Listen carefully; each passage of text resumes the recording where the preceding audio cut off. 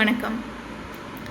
இன்றைக்கி நம்ம என்ன விஷயம் நம்ம தெரிஞ்சுக்க போகிறோம் அப்படின்னா, எதிர்காலத்தில் அரசு பணி நான் பணிபுரியணும் அப்படின்னு விருப்பப்படுற மாணவ மாணவிகளுக்கான ஒரு சின்ன ஒரு விழிப்புணர்வு வீடியோ தான் இது. என்ன அப்படின்னா, நாங்கள் ஒரு ஸ்கூல் அவேர்னஸ் போயிருந்தோம். அங்கே ஒரு மாணவி எங்ககிட்ட கேட்ட கொஸ்டின் என்ன அப்படின்னா, மேம் நான் இப்போ +1 படிக்கிறேன், சயின்ஸ் குரூப் எடுத்து நான் படிச்சுட்ருக்கேன். நான் எதிர்காலத்தில் யூபிஎஸ்சி எக்ஸாம் எழுதணும்னு ஆசைப்பட்றேன். ஸோ அப்போ நான் காலேஜ் நான் என்ன கோர்ஸ் எடுக்கட்டும், என்ன டிகிரி எடுத்தால் நான் ஈஸியாக இருக்கும் அப்படிங்கிறத கேட்டாங்க. அதுக்கு நம்ம சைட்லேருந்து நம்ம என்ன பதில் சொன்னோம் அப்படின்னா, அதாவது நீ யூபிஎஸ்சி எக்ஸாமில் ஒன்லி சயின்ஸ் ரிலேட்டடாக மட்டும் கேட்க போகிறது கிடையாது, இல்லை ஒன்லி ஹிஸ்ட்ரி சம்மந்தமாக மட்டும் கேட்க போகிறது கிடையாது, இல்லை இங்கிலீஷ் சம்மந்தமாக மட்டும், இந்த மாதிரி ஸ்பெசிஃபிக்காக இது சம்மந்தமாக தான் கேட்பாங்க அப்படிங்கிறது கிடையாது. ஓவரால் நம்ம எல்லாமே படிக்கணும். ஸோ அதனால் நீ எந்த டிகிரி எடுத்தால் ஈஸியாக சக்ஸஸ் பண்ண முடியும் அப்படிங்கிறத பார்க்காத, எந்த டிகிரி எடுத்தாலும் யூபிஎஸ்சி எக்ஸாமில் சக்ஸஸ் பண்ணணும் அப்படிங்கிற பாயிண்ட் ஆஃப் வியூ மட்டும் யோசி. இப்போ சில பேர் தமிழ் கொஸ்டின்ஸ் அதிகமாக கேட்பாங்க, அதனால நம்ம பிஏ தமிழ் எடுப்போம் அப்படின்னு சொல்லி எடுத்துருவாங்க. தமிழ் எடுத்துகிட்டு அந்த எக்ஸாம் எழுதுவாங்க. ஸோ சப்போஸ் அங்கே வர கொஸ்டின்ஸ் டஃப்பாகவோ இல்லை நம்மளோட சூழ்நிலை மனநிலை காரணமாக அதில் சக்ஸஸ் பண்ண முடியல அப்படின்னா, தமிழ் ரிலேட்டடாக மட்டுமே இவங்க ஒர்க் பண்ண முடியும். அப்போ ஆட்டோமேட்டிக்காக ஒரு சஃபர் ஆகிற மாதிரியும் சில பேர் ஃபீல் பண்ணுறாங்க. இப்போ ஸ்பெசிஃபிக்காக நம்ம +1 +2 என்ன கோர்ஸ் எடுத்தோமோ அது சம்மந்தமாகவே ஆல்ரெடி நம்ம இன்ட்ரெஸ்ட்டில் தான் நம்ம எடுத்திருப்போம். ஸோ அது சம்மந்தமான மேல் படிப்பையே தொடருங்க. இப்போ ஒரு டாக்டருக்கு படித்தவங்களும் அரசு பணிக்கு வந்திருக்காங்க, பிடிஎஸ் படித்தவங்க, இல்லை வேறு அதர்ஸ் கோர்ஸ் படித்தவங்க, இன்ஜினியரிங் படித்தவங்க ஒரு ஆர்ஐயாக ஒர்க் பண்ணுறாங்க.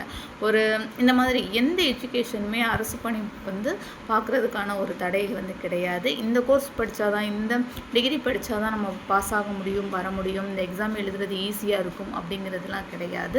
குறிப்பாக நம்ம எப்போவுமே மாணவ மாணவிகள் 2 வே சூஸ் பண்ணணும். ஃபஸ்ட்டு என்ன அப்படின்னா, நமக்கு பிடிச்ச சப்ஜெக்ட் எடுத்து +1 +2 தேர்வு பண்ணி அதை படிக்கணும்.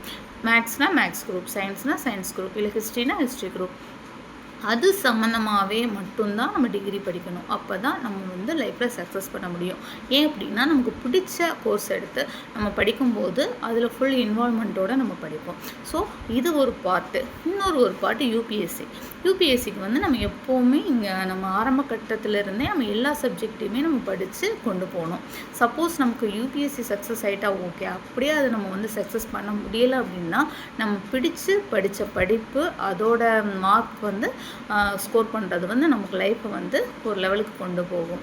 சில பேர் நான் யூபிஎஸ்சி எக்ஸாமில் பாஸ் பண்ணலை அப்படின்னு மனமுடைஞ்சு, நம்ம இது சக்ஸஸ் பண்ணத்தானே நம்ம இந்த டிகிரி எடுத்தோம், பட் இந்த டிகிரிக்கு இன்றைக்கி வேலை கிடைக்கலையே, நம்ம என்ன பண்ணுறது அப்படின்னு சஃபராகக்கூடாது அப்படிங்கிற நோக்கத்தில் தான் உங்களுக்கான ஒரு விஷயத்தை நம்ம ஷேர் பண்ணோம். ஸோ அதனால் உங்களோட பாதை எப்போதுமே ரொம்ப கிளியராக இருக்கணும். பிடிச்ச கோர்ஸை செலக்ட் பண்ணி நல்ல டிகிரியை பண்ணுங்கள். ஆனால் அரசு பணிக்கும் நம்ம எடுக்கிற டிகிரிக்கும் சம்மந்தம் இல்லை அப்படிங்கிறத மட்டும் புரிஞ்சுக்கோங்க. எல்லா சப்ஜெக்டையுமே நம்ம தரவாக இருந்தால் மட்டும்தான் நம்ம யூபிஎஸ்சி எக்ஸாமாக இருக்கட்டும், இல்லை அதர் அரசு பணிக்கு நம்ம சக்ஸஸ் பண்ண முடியும். ஸோ நமக்கு இந்த டிகிரினால தான் நம்ம இது பண்ண முடியும் அப்படிங்கிறது கிடையாது. ஸோ அதனால் எல்லோரும் பிடிச்ச சப்ஜெக்ட் எடுத்து அதன் மூலமாக படிங்க அப்படிங்கிறத நம்ம இதன் மூலமாக நான் தெரியப்படுத்தணும் அப்படின்னு நான் விரும்பினேன்.